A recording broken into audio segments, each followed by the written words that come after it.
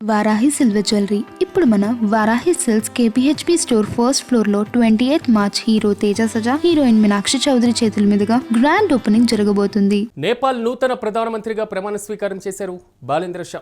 అయితే నేపాల్ ప్రధానిగా పగ్గాలు చేపట్టిన అతి పిన్న వయస్కుడిగా బాలేంద్ర షా రికార్డు సృష్టించారు. 35 ఏళ్ల వయసులో నేపాల్ ప్రధానమంత్రి పీఠంపై బాలేంద్ర షా నియమించబడ్డారు. ఇక మాతేస్ ప్రాంతం నుంచి ప్రధానమంత్రిగా ఎన్నికైన తొలి వ్యక్తిన కేపీ శర్మ ఓలీని చిత్తుగా ఓడించారు బాలెన్.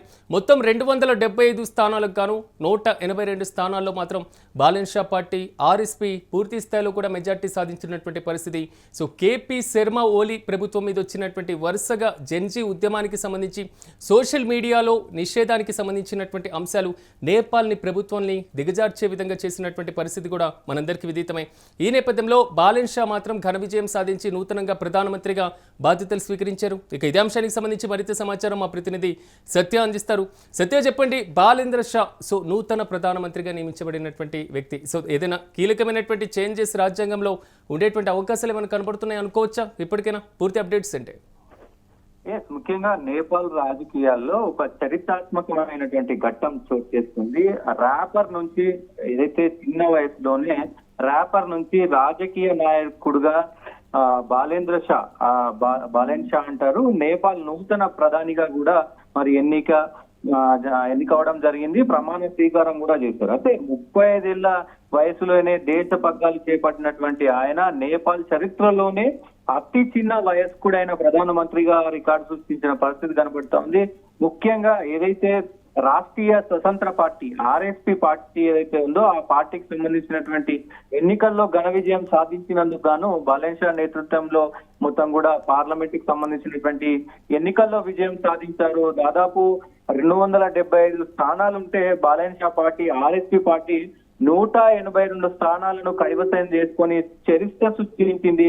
దాంతో పాటు భారీ మెజార్టీతో పాటు మరి పెద్ద ఎత్తున ఈ 182 స్థానాలు రావటం మొత్తం కూడా బాలెన్ షా ప్రధానమంత్రి అవ్వడం కూడా చర్చనీయాంశంగా మారిన పరిస్థితి. అయితే ముఖ్యంగా ఏదైతే కేపీ శర్మ ఓలీపై మరి ఈ విజయం అత్యంత కీలకంగా మారనుంది. ఏదైతే 5 నియోజకవర్గాల్లో మాజీ ప్రధాని కేపీ శర్మ ఓలీని బాలెన్ షా భారీ మెజార్టీతో ఓడించారు. బాలెన్ షాకు మరి 68,348 ఓట్లు రాగా ఓలీకి అది మాజీ ప్రధానికి మాత్రం కేవలం 18,734 ఓట్లు మాత్రమే వచ్చిన పరిస్థితి అయితే కనబడుతుంది. ఒక్కసారిగా నేపాల్ రూపురేఖలన్నీ మారిపోతాయని ఇక్కడ యువత అంతా కూడా అంటా ఉన్నారు. ఎందుకంటే కీలకంగా ఈ కేపీ ఓలీ శర్మపై కొంత వ్యతిరేకత ఉంది. కొంత అంటే దేశంలో కూడా కొంత వేరే దేశాలకు ఈ కుట్ర పన్నుతున్నారనే కోణంగా ఉంది. ముఖ్యంగా ఏదైతే ఈ విషయంలో అటు చైనా కావచ్చు, అటు బంగ్లాదేశ్ కావచ్చు, పాకిస్తాన్ కావచ్చు, ఈ దేశాలు మొత్తం కూడా నేపాల్ ను కేంద్రం చేసుకొని కొన్ని దాడులకు పాల్పడుతుంటే మరి కేపీ ఓలీ శర్మ ఎప్పుడు కూడా వాటిని పట్టించుకోవట్లేదంటూ కూడా కొన్ని ఉన్నాయి. దాంతో పాటు ఏదైతే గత ఏడాది జరిగినటువంటి జన్జెడ్ ఏదైతే నిరసన ఉద్యమం ఉందో ఆ ఉద్యమానికి వారసత్వం వహించి దాన్ని పెద్ద ఎత్తున ముందుకు తీసుకొచ్చాడు. ప్రస్తుతం యువకులు కూడా మరి మార్పు కోరుకుంటున్నారు. యువకులకు ఇట్లా అంటే ఒక యువకుడు అయినటువంటి ప్రధానమంత్రి కనుక నిజంగా ఉంటే మరి యువకులకు ఇది ఒక మంచి పరిణామం. అట్లాగే రాజకీయాల్లో అటు కళారంగంతో పాటు మరి అన్ని విషయాల్లో కూడా ఆయన ముందుంటానంటే కూడా మరి యువకులకు ప్రోత్సాహం ఇచ్చిన పరిస్థితి అయితే కనబడుతుంది కొంతవరకు. ఎందుకంటే నేపాల్ చిన్న దేశమైన భారత్ సరిహద్దుతో ఉన్నటువంటి కీలకమైనటువంటి దేశం. సో ఆ దేశానికి ప్రధానమంత్రిగా బాధ్యతలు స్వీకరించారు కాబట్టి సో చైనాకి భారత్కి మంచి సంబంధాలు ఏ విధంగా ఉండేటువంటి ఛాన్స్ ఉంటుంది అనుకోవచ్చు. భారత విదేశాంగ విధానం పైన ఎలాంటి ప్రభావం పడనుంది ఇండో నేపాల్ రిలేషన్స్?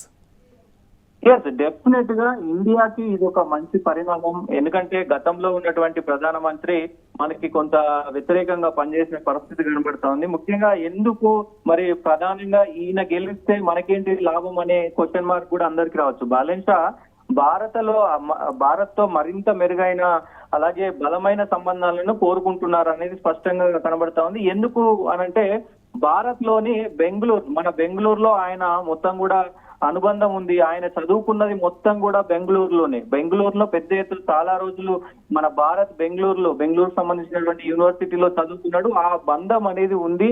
ప్రస్తుతం ఏదైతే నేపాల్ అంతర్గత వ్యవహారాల్లో చైనా పెత్తనాన్ని ఆయన సహిస్తలేరు. బంగ్లాదేశ్ గాని పాకిస్తాన్ గాని వేరే దేశం అంటే కలగజేసుకోవడం ఇవన్నీ కూడా ఆయనకు నచ్చట్లేదు అనేది స్పష్టంగా కనబడుతోంది. భారత్ తో మంచి స్నేహాన్ని కోరుకుంటున్నాడు అనేది స్పష్టంగా కనబడుతుంది. ఎందుకంటే ఆయనకు ఉన్నటువంటి అనుబంధం ఏదైతే ఉందో భారత్ తోటి ఉన్నటువంటి అనుబంధం కావచ్చు, భారత్ చూపుతున్నటువంటి చొరవ కావచ్చు, ఇవన్నీ కూడా కలిసి వచ్చే అవకాశాలు అక్కడ ముఖ్యంగా ఆయన ప్రధానమంత్రిగా ఎన్నికైన తర్వాత ముఖ్యంగా ఏదైతే యువకులకు పెద్ద ఎత్తున ఉద్యోగ భద్రత, ఉద్యోగాలు మొత్తం రక్షణ పరంగా అలాగే కొంత ఏదైతే ఈ మెడికల్ కి సంబంధించినటువంటి విషయాలు ఉంటాయో అవన్నీ కూడా నేను పెద్ద ఎత్తున అందరికీ కూడా సమానంగా పంచుతానంటూ కూడా సమానంగా అందరినీ చూస్తానంటూ కొన్ని వ్యాఖ్యలు చేసిన పరిస్థితి కనబడుతా ఉంది. ఇట్లా మరి ఆయనకు సంబంధించి చిన్న వయస్కుడు కాబట్టి మంచి పరిపాలన చేస్తే కనుక దాదాపు మరి సుదీర్ఘ కాలం పాటు ప్రధానమంత్రిగా అయ్యే అవకాశం అయితే ఖచ్చితంగా కనబడుతుంది. భారత్ సపోర్ట్ కూడా ఖచ్చితంగా ఆయనకు ఉంటుంది అంటూ కూడా మరి అందరూ హర్షం వ్యక్తం చేస్తున్న పరిస్థితులు కనబడుతూ ఉన్నాయి. Right Satya, thank you.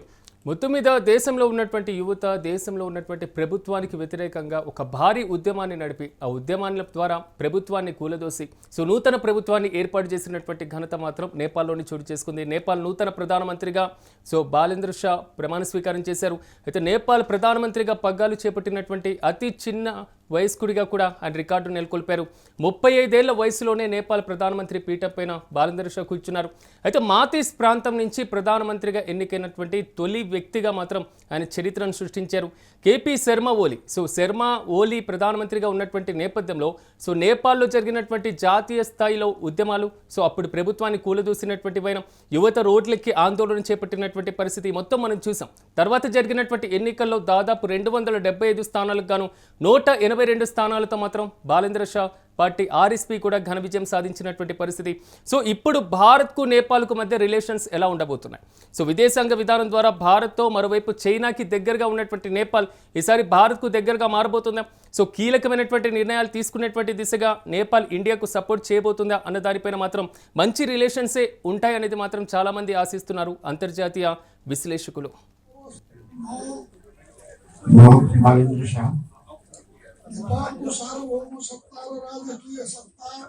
नेपालको सार्वभौम सत्ता र राजकीय सत्ता नेपाली जनतामा निहित रहेको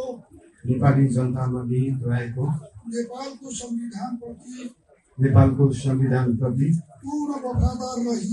पूर्ण वफादार रही सत्यनिष्ठापूर्वक प्रतिज्ञा गर्दै ईश्वर देश र जनताको नाममा शपथ लिन्छु कि प्रधानमन्त्री पदको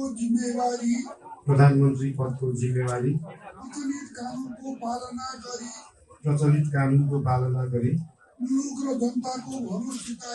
मुलुक र जनताको भलो चिताई कसैको डर नमानी